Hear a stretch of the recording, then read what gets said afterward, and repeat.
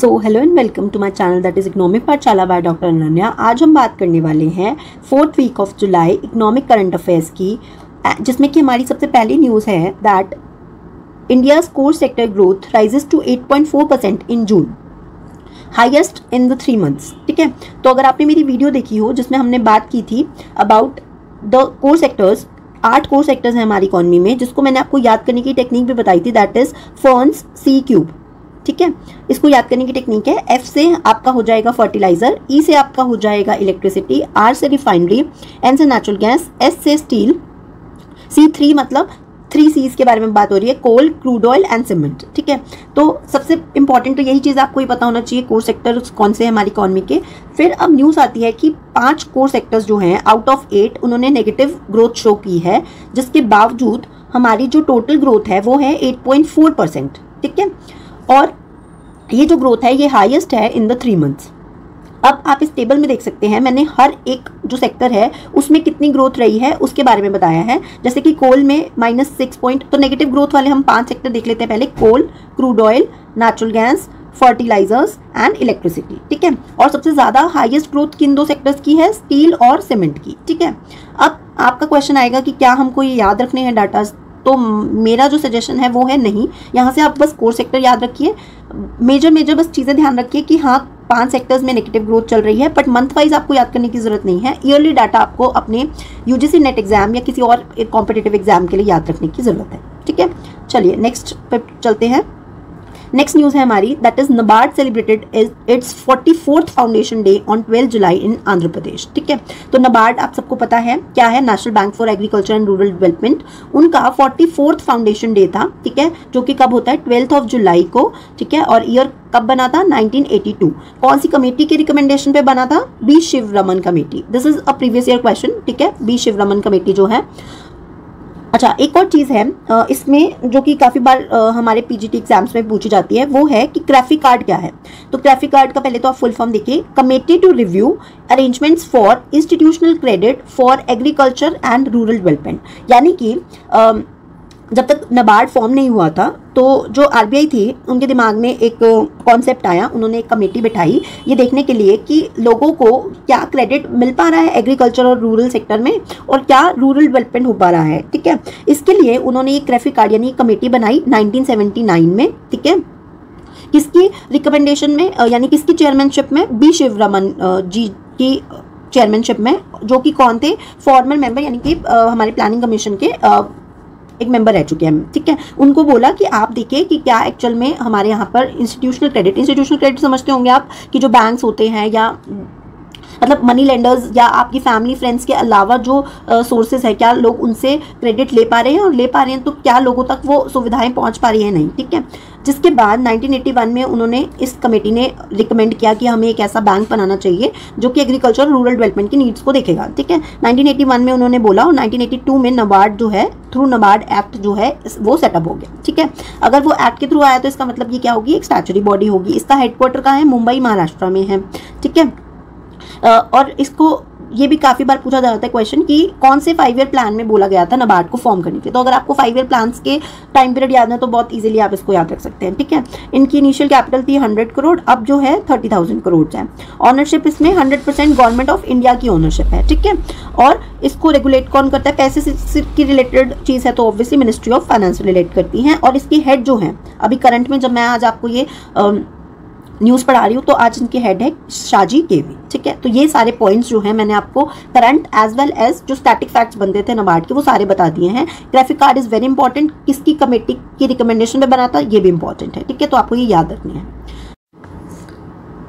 So next news है हमारी about the financial inclusion index, very important news, जिसमें कि हम ये देखते हैं कि फाइनेंशियल इंक्लूजन का मतलब पहले समझते हैं। फाइनेंशियल इंक्लूजन मतलब लोगों तक जो हमारी फाइनेंशियल सर्विसेज है वो कितनी इजीली पहुंच पा रही हैं। ठीक है, यानी आप ये कह सकते हैं कि बैंकिंग सर्विस हो गई, इंश्योरेंसेज हो गए, लोन हो गया। ठीक है, तो कितना ज़्यादा लोग उन चीज़ों को यूज़ कर रहे हैं, उन तक वो सब चीज़ें पहुंच पा रही हैं। ठीक है, इस चीज़ को चेक करने के लिए RBI जो है इस इंडेक्स को लॉन्च करता है। ठीक है, सबसे इम्पॉर्टेंट पॉइंट ये है कि इस इंडेक्स का कोई भी बेस ईयर नहीं है। ठीक है, जिसके बेसिस पर हम कंपैरिजन करें, तो फिर हम कंपैरिजन कैसे करते हैं कि हम बेटरमेंट की तरफ है या फिर हमारी जो फाइनेंशियल इंक्लूजन है वो क्या हो रहा है, वर्स्ट की तरफ जा रहा है। तो इसके लिए हमारे पास स्कोर है जिससे कि ये पता चलता है। तो आप देखिए 0 स्कोर है तो इसका मतलब फाइनेंशियल एक्सक्लूजन है, यानी बैंकिंग सर्विसेज बहुत ज़्यादा पहुंची नहीं है हमारे देश में, और 100 मतलब फुल फाइनेंशियल इंक्लूजन। ठीक है, अब आप देखिए कि हमारी जो रैंक थी वो इम्प्रूव हुई है फ्रॉम 64.2 टू 67, यानी कि 2024 में अगर हमारी जो स्कोर था वो 64 था तो अब हमारा स्कोर हो गया है 67। दैट इज़, इसका क्या मतलब हुआ कि जो फाइनेंशियल इंक्लूजन है वो बेटर हो रहा है, यानी कि धीरे धीरे हम जो है बैंकिंग सर्विसेज जो है उनको इम्प्रूव कर रहे हैं। अगेन एक इम्पॉर्टेंट चीज़ जो आपको याद रखनी है कि इसके 3 ब्रॉड पैरामीटर्स है। सबसे पहला है एक्सेस, एक्सेस मतलब पहुंच, किसी चीज़ की पहुंच कितनी है आपके वहाँ पर। नेक्स्ट है यूसेज, तो आप कितना आप उसको यूज़ कर रहे हैं। फॉर एग्जाम्पल मान लीजिए आपके गांव में एक बैंक की ब्रांच खोल दी गई, तो क्या आप उसको यूज़ कर रहे हैं, वहाँ से लोन ले रहे हैं, बैंक में पैसा डिपॉजिट कर रहे हैं, वहाँ से पैसे निकाल रहे हैं, एटीएम्स का यूज़ कर रहे हैं, नेट बैंकिंग का यूज़ कर रहे हैं। ये सब चीज़ें देखने के लिए हम क्या करते हैं, यूसेज।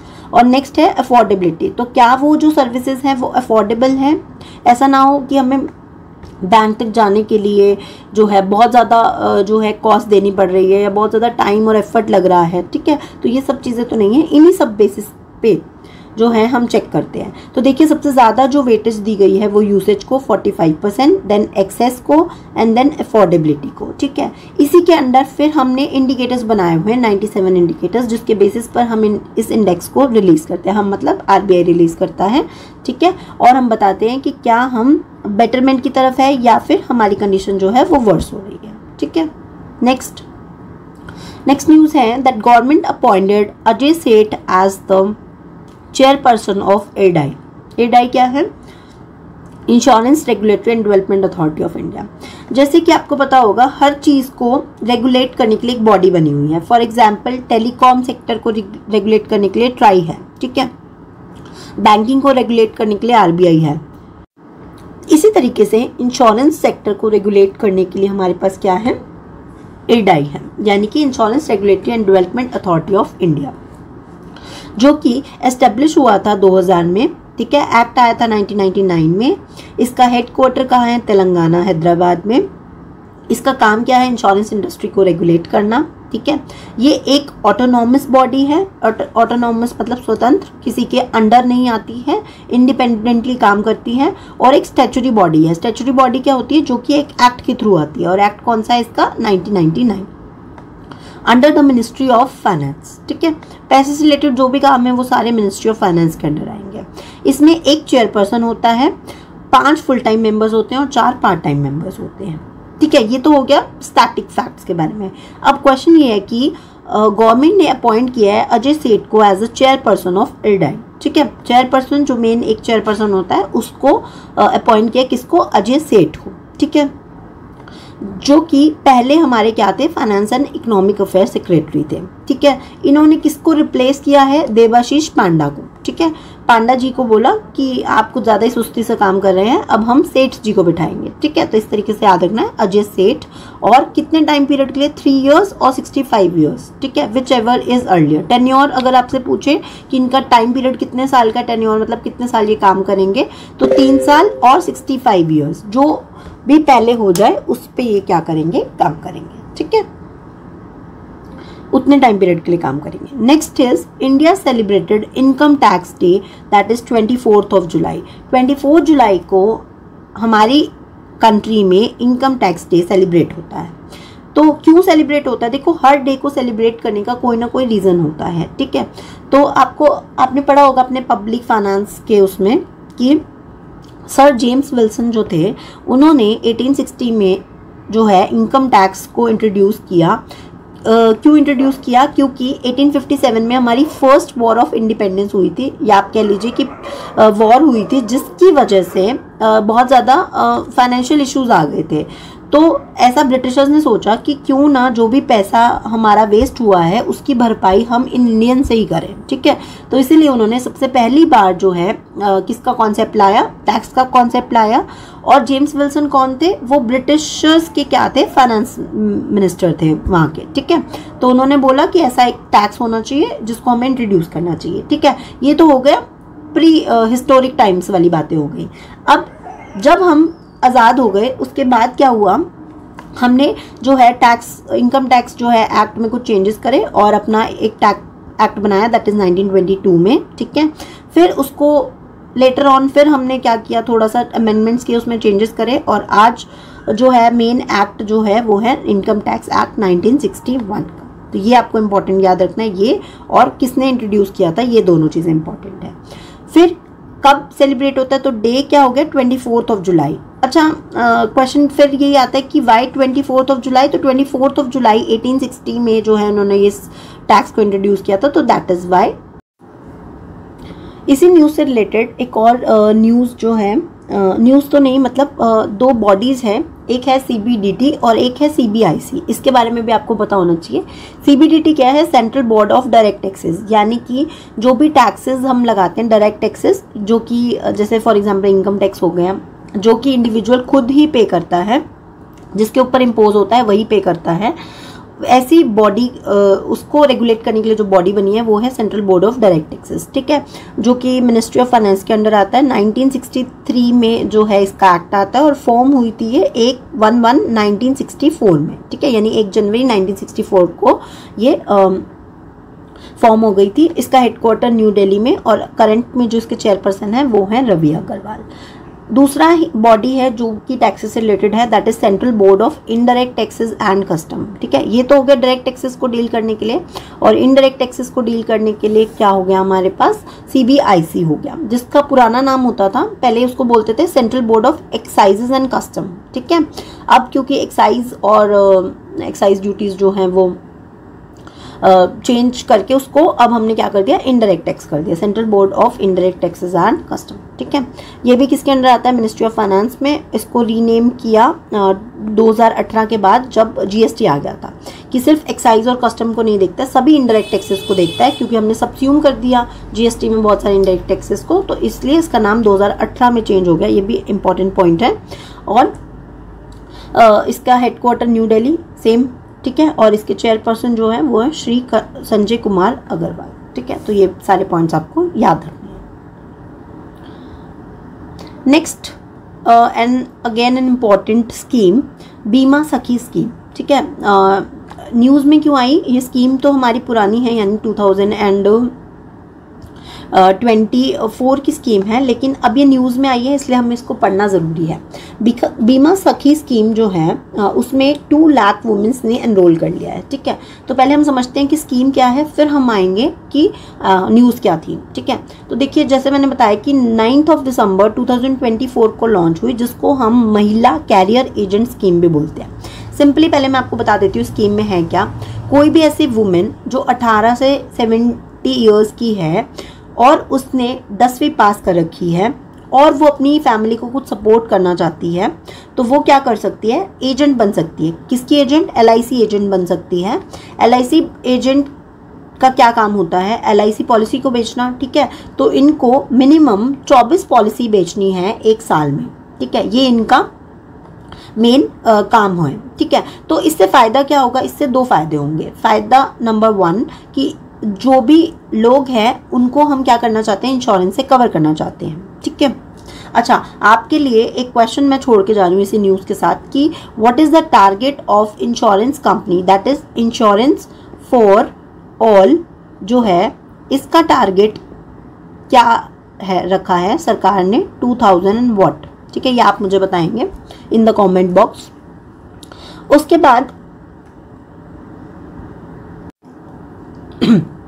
और दूसरा फायदा है कि जो औरतें हैं उनको हम क्या करना चाहते हैं, एम्पावर करना चाहते हैं, ठीक है। तो मैंने आपको बताया कि इसमें हमें 24 पॉलिसीज जो हैं वो एक साल में कंप्लीट करनी होती हैं।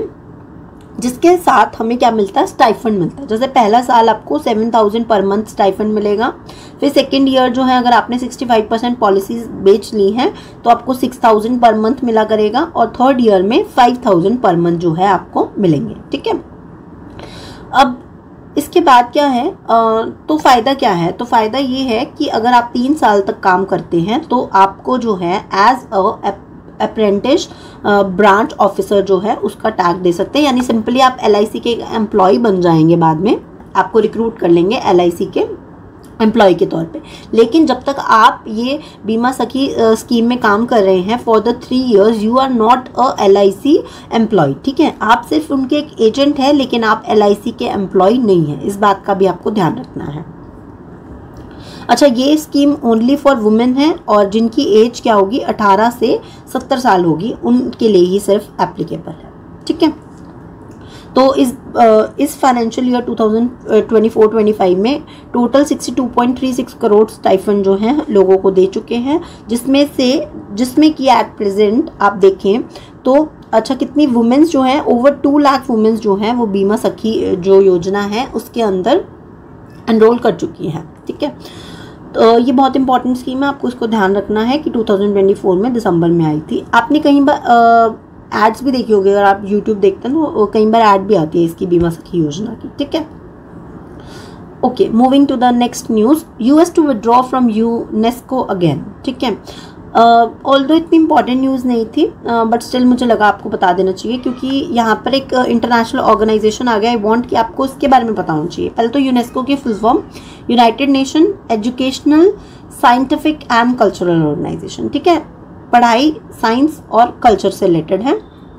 फॉर्म हुई थी 1945 में, पेरिस के फ्रांस में इसका हेडक्वार्टर है। 194 मेंबर स्टेट्स हैं, और इसकी जो हेड है वो है ऑद्रे अजूले। ठीक है, कौन है, ऑद्रे अजूले। ठीक है, ये बात आप याद रख सकते हैं, मैं इसमें लिखना भूल गई हूँ। तो इसकी हेड है ऑद्रे अजूले। ठीक है, ओके, तो US ने विड्रॉ क्यों कर लिया, ये तीसरी बार हुआ है जब USA ने क्या किया है, इस यूनेस्को से विड्रॉ कर लिया है। उन्होंने बताया कि जिसका रीज़न बताते हुए उन्होंने बोला है कि जो हम यूनेस्को है that is unfair with the Israel. ठीक है, जिसकी वजह से अमेरिका फर्स्ट की जो पॉलिसी है उसको भी जो हमारे डोनाल्ड ट्रंप है वो जो है फॉलो नहीं कर पा रहे हैं। ठीक है, और ये तीसरा टाइम है जब इन्होंने विड्रॉ किया है। ठीक है, यूनेस्को से फर्स्ट टाइम 1984 में, दूसरा 2017 में, और अब ये जो है फिर से कह रहे हैं कि ये विड्रॉ कर देंगे। ठीक है, तो दिस इज़ द न्यूज़। बस इसमें आपको ये याद नहीं रखना है कि वाई, बस आपको ये याद रखना है कि यूनेस्को क्या है और ये कब फॉर्म हुआ था। ठीक है, so that's it for today news. ठीक है, कंप्लीट हो गई है इस वीक की जितनी भी इंपॉर्टेंट न्यूज़ थी, जिसमें से फाइनेंशियल इंक्लूजन इंडेक्स जो है एंड बीमा सखी जो योजना है वो बहुत इंपॉर्टेंट है, दोनों ही आपको याद रखनी है। ठीक है, होप आपको समझ में आ गई होंगी सारी न्यूज़। अगर आपको कोई भी डाउट है तो प्लीज़ आप कमेंट बॉक्स में लिख सकते हैं, I will clarify that. Till then